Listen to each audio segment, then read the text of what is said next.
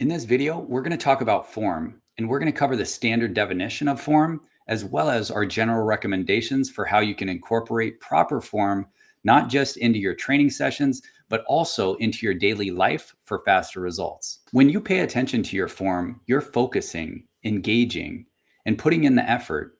So your form actually uses the first three things that we actually talk about in the power to feel. We do have a couple of activities that we'll be walking you through. And as usual, you'll want to jot down some notes in your playbook on page 96. So first off, form. What is form? And let's write that in the definition spot. Form is how you hold and use your body during a particular activity. Let's go over what this includes so that you actually have a better understanding. Specifically, this includes your control, posture and alignment, range of motion, breathing, and muscle activation.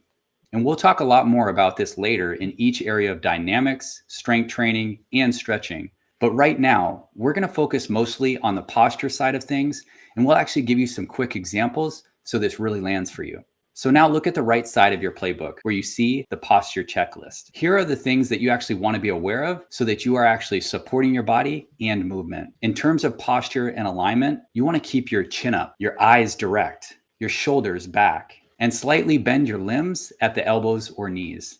This slight bend allows you to avoid hyperextending. So for example, you never want to lock your elbows like this or your knees like this because it can actually lead to injury.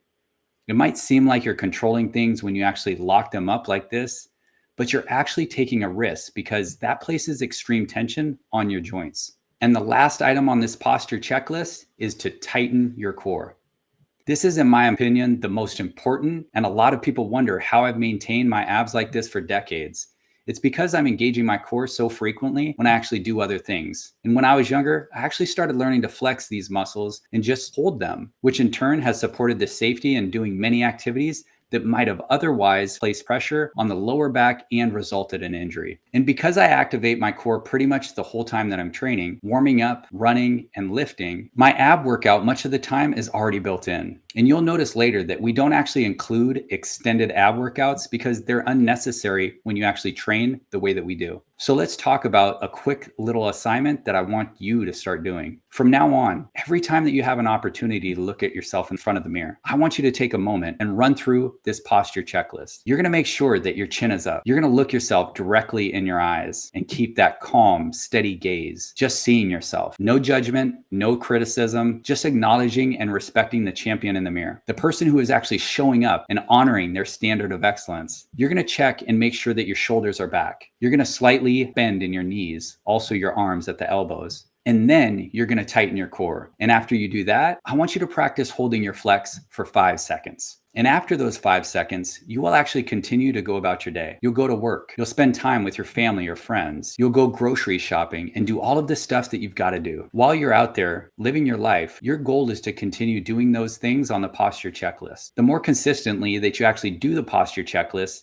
the faster that you'll see your body take shape. I know this sounds a bit hypey, but the reason it's possible is because instead of practicing it for 20 or 30 minutes during your complete workout, you're practicing it for many hours of the day, week after week. That means that you're providing exponentially more opportunities to practice developing this skill. The more comfortable that you get with the posture in your daily life, the easier and more natural it feels for you to actually bring that posture into your training sessions. Your posture creates a connection between the strength that you develop in the gym and the strength that you exude in the real world. So that's why it's a high priority to start practicing that today. And whenever you're in the gym and you have the opportunity to look at yourself, it's also important to use the mirror so that you can actually check your posture and make sure that your form looks right while you train. Now, for our example, we're going to use one of the most popular moves that people are doing or want to be able to do currently because it works so many muscles on the body, including the glutes, various leg muscles, and all of the stabilizing muscles in your core. This lift is the squat. Let's look at a couple of examples of correct control, alignment, and posture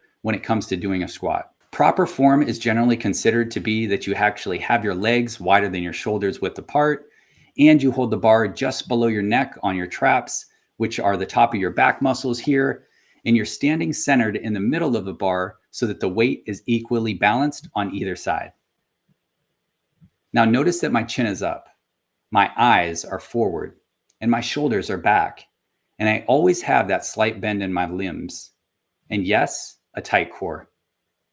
And depending on your ability level, when you're ready to squat, you lower yourself like a hinge as low as you can go. And then you drive back up, balanced and pushing until you're standing back up to your original position like this. So in a perfect world, this is a very quick example of proper technique and proper form. Remember, we'll dive deeper into this in the strength training library. But just as a very quick example of form mistakes that you could make when you're squatting, one mistake could be if you're not balanced. Like if you're actually off center under the bar like this. The problem here is that because the weight is so unevenly distributed, one side of your body would actually be forced to work a lot harder than the other side, and it would be easy to lose control. Whereas when you're centered under the bar, the left and right sides of your body can both do an equal amount of work, and that puts you back in control and building properly. Another mistake is if you held the bar up here because it's pressing on the base of your neck. This can cause discomfort and all kinds of mechanical problems. So the correct location is considered to be slightly lower, which is a crucial distinction, more around here so that you actually stay safe and in a good position with the bar. And later, we're going to get into all of the details of how to correctly accomplish a squat. But as a starting point, we just wanted you to see a couple of quick examples of good form and bad form. Now, that said, it does matter who you listen to about form. There's good advice about form and there's bad advice about form. Not everyone's advice is equally valuable to you. Good advice about form takes your situation into consideration. Bad advice about form doesn't take your situation into consideration. So let's talk about considerations that impact your form. Because I want you to always ask yourself two questions before judging anyone's form, whether that be your form or someone else's. The first question is, what are you training for? Answers could be just wanting to look good or improve your longevity and general quality of life, preparing for bodybuilding or a lifting competition, a particular sport, to perform better at work, a recreational activity like backpacking or hiking trip, or maybe you're training to get your health on track. This is essential to ask because your goal massively affects what you do and how you do it. I get it. A bodybuilder could have some great tips about how to squat or what a workout should look like, but they also are training for something that is totally different than a general well-being or quality of life. A bodybuilder has decided to dedicate themselves to that particular lifestyle, and that's different from someone who is just starting out or re-sparking their commitment to fitness after a break. My whole point is, don't let anyone's judgment affect you. And understand that everyone is on their own path with their own opinions. The second question is, do you have any injuries or limitations that need to be considered? Like, for example, maybe you had a knee injury previously or some problem with your arm. This is essential to ask because it could affect your alignment or posture as well as your range of motion. And you may currently have a limited range of motion and need to modify the exercises so they're appropriate for your current abilities. When you talk with us in our weekly calls and ask about your customized training schedule, it's super important for you to share these details with us because it absolutely has an impact on what you're doing. If someone is giving you advice on your form without even knowing what you're training for, or if you've actually got any injuries or limitations, you should take their ideas with a grain of salt because they really may or may not be relevant to you. And that goes for advice that you might actually see online. Unfortunately, when a video goes viral, it tends to be super short, and that generally means that it lacks any context about a person's situation. So if a trainer or an influencer is sharing proper form or proper range of motion, 9 times out of 10, they're not telling you if it requires peak physical health or how to adapt it when you're compromised. And even more problematically, they aren't asking you what you're training for or if you've had any injuries or limitations that you need to consider. So for example, there was a trend going around on social media where people were actually doing videos like this. And you can see that it says, what you think is embarrassing. What is actually embarrassing? So here, you're seeing someone squat with 10 pounds on each side of the bar. And here, you're seeing them squat with 45 pounds on each side of the bar.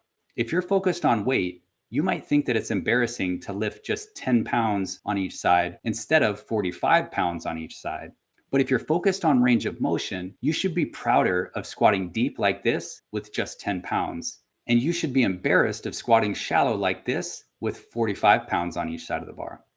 So, at the end of the day, this commentary was trying to make the point that you shouldn't be embarrassed about the weight that you're lifting. But in the process, it accidentally just ended up not taking someone's range of motion or ability into consideration. When the truth is, neither of those squats are embarrassing because you never know what someone else is going through. You never know what someone else's past is, allowing them to actually show up for today and try. Just the fact that someone is actually showing up to train, just the fact that they're there, they're training to be better. And in the case of being in the gym environment, I like to say nobody in there's paying your bills. So you don't need to impress anyone. You're there to do your best. And if you're properly aligned and in control, there's a time and place for a shallow squat with a limited range of motion, as well as a time and place for a deeper squat with a larger range of motion.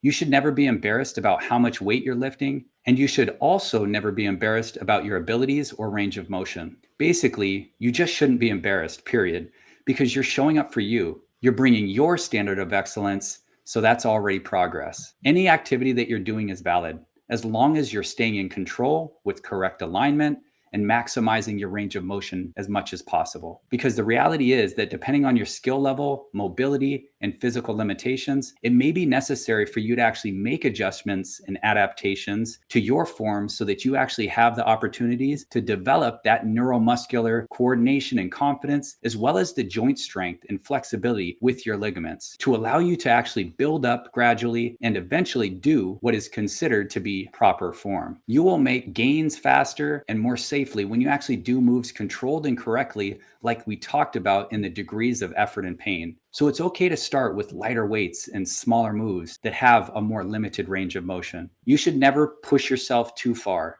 or let yourself get pushed too far or too quickly simply because you're chasing proper form with a particular amount of weight or particular range of motion. It's your responsibility to stand firm with the power to feel and listen to your body as you give more and more effort. It's your responsibility to not allow yourself to be pushed into doing anything that you're not ready for. And it's important to recognize that there are a lot of opinionated people out there who love sharing their information and knowledge, but it doesn't necessarily mean that it's relevant to you. And at the end of the day, what we want for you is to rise up to a level where you're not judging yourself or other people. And ideally, that you can actually get so focused on yourself and staying in command with yourself that you're not paying attention to anyone's judgment about you and you're just championing them on too. That's the most comfortable place to be because it allows you to actually walk into any environment with your chin up, a calm and steady gaze, shoulders back, at rest, but ready to take action. Now you're not caught up in trying to prove anything to anyone so that you can just be solid in your own standard of excellence and see what it means today to bring your best.